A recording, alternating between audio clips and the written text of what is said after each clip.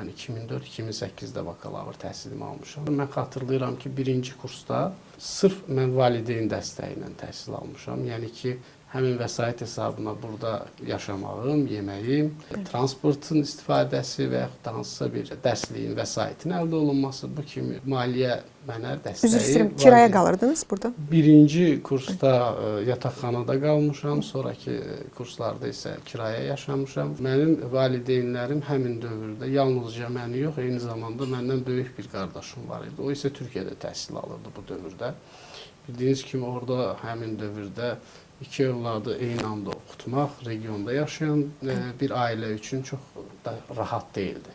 Açığı çox çətin idi və mən də bunu başa düşürdüm və görürdüm və bu baxımdan hətta qeyri-ixtisas sahələri üzrə açığı desək, xarici restoranlarda həm ingilis dilimi inkişaf elətdirmək üçün mən ofisiant kimi də işləmişəm.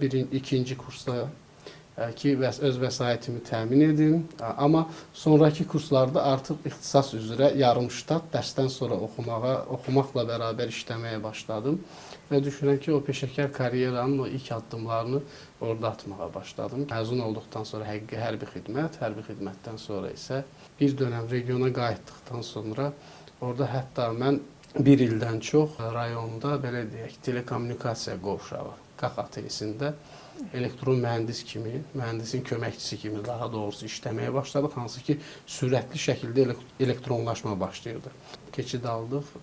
Bakı şəhərində özəl bir şirkətdə fəaliyyətimi davam etdirdim. Daha sonra dövlət sahəsinə, dövlət qurumları istiqamətində fəaliyyətimi davam elətdirməyə başladım.